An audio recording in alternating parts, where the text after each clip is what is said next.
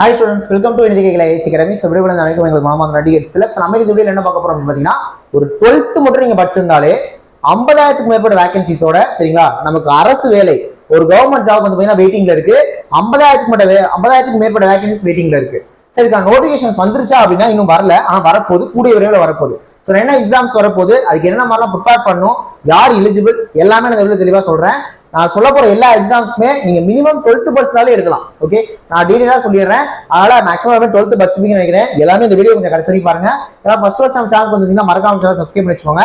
ஏன்னா அந்த எக்ஸாம்ஸ் நான் சொல்லிட்டு வரப்போற வீடியோஸ்ல அதுக்கான கிளாஸஸும் நம்ம பார்க்க போறோம். ஓகேவா, அதனால நம்ம சேனலை சப்ஸ்கிரைப் பண்ணி ஃபாலோ பண்ணுங்க, போற எல்லா வீடியோஸுமே பாருங்க. ஓகேவா, சேம் டைம் இந்த எல்லா எக்ஸாம்ஸுமே நம்ம அகாடமில online class, online test material எல்லாமே ப்ராப்பரா கொண்டு போயிட்டு இருக்கோம். ஃபீஸ் ரொம்ப கம்மியா தான் வச்சிருக்கோம். டீடைல் வேணா மட்டும் இந்த ரெண்டு நம்பர்ல எந்த நம்பர் நீங்க கான்டாக்ட் பண்ணி ஜாயின் பண்ணிக்கலாம். 8825642371 7708297281. ஓகேவா, இந்த ரெண்டு நம்பர் கான்டாக்ட் ஜாயின் பண்ணிக்கோங்க. இப்போ வாங்க நம்ம வீடியோக்குள்ள போயிடலாம். ஓகே, 12th மட்டும் படிச்சிருந்தாலே ஓகேவா, ரைட். அது என்ன அப்படின்னா ஆர்ஆர்பி டெக்னீஷியன் சொல்லிட்டு 2024 ஸ்டார்டிங்ல ஒரு எக்ஸாம் கொடுத்திருந்தாங்க.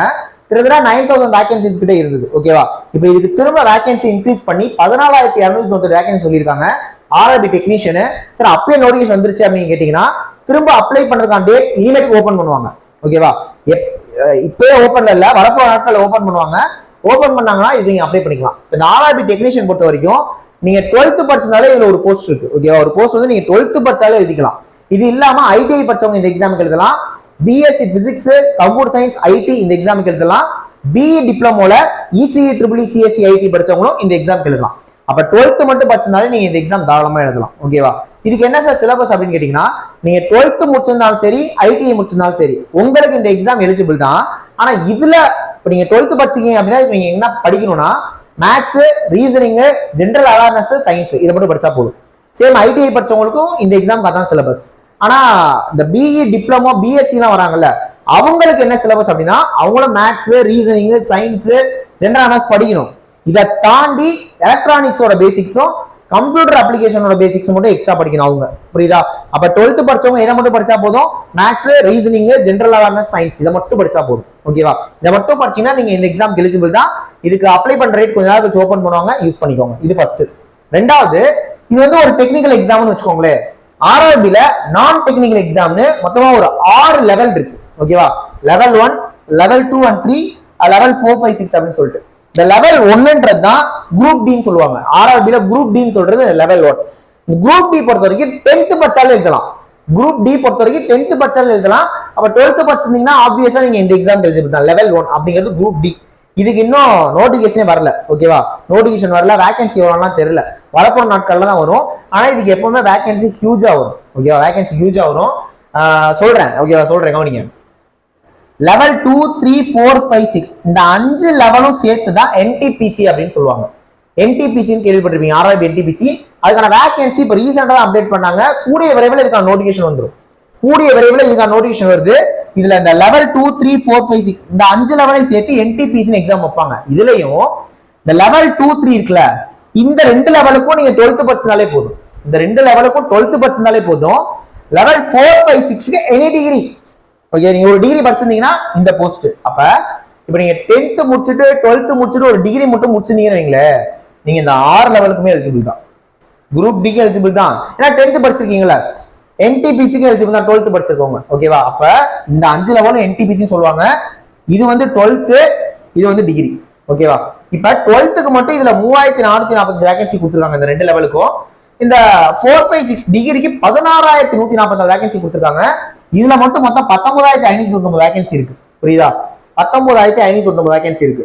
இதுல எவ்வளவு சார் வேகன்சி வரும்னா இதுல வந்து பாத்தீங்கன்னா நார்மலாவே 40,000 50,000 வரும். எது இந்த குரூப் டில 10th மட்டும் முடிச்சிருக்காங்களா அதுக்கு நார்மலாவே 40,000 50,000 வரும். அப்ப இதுல ஒரு 14,000, இதுல ஒரு 19,000, இதை சேர்த்தாலே 33,000 வருது. ஓகேவா, இதெல்லாம் வேகன்சி ஹெவியா தான் வரும்.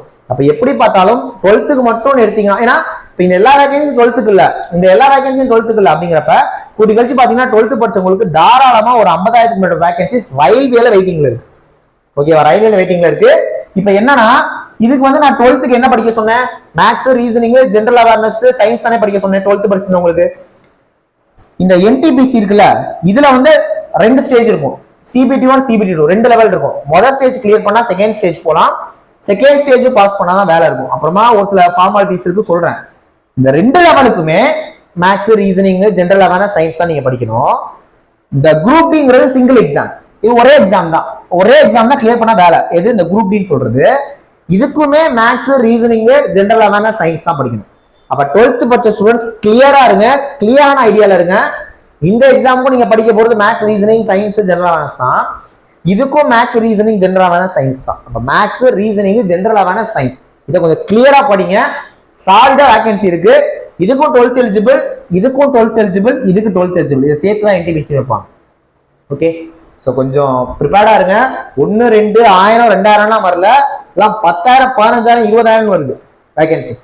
கண்டிப்பா நம்மளால ஒரு வேலையை அடிக்க முடியும். ரயில்வேல வேலை வாங்குறது அப்படிங்கிறது நிறைய பேருக்கு எட்டா கனியா இருக்கு. ஓகே, அதை ஈஸியா பிடிச்சிடலாம்.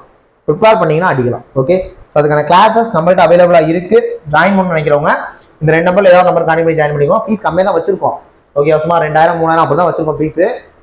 அவ்வளோ அமௌண்ட் கூட என்னால் கட்ட முடியாதுன்னா ஒன்றும் பிரச்சனை இல்லை. யூடியூப்லேயும் கிளாஸஸ் போடுவோம், பாருங்க. கண்டிப்பாக நம்மளால பாஸ் பண்ண முடியும். ஓகேவா, நெக்ஸ்ட் வீடியோவில் பார்க்கலாம். தேங்க்யூ.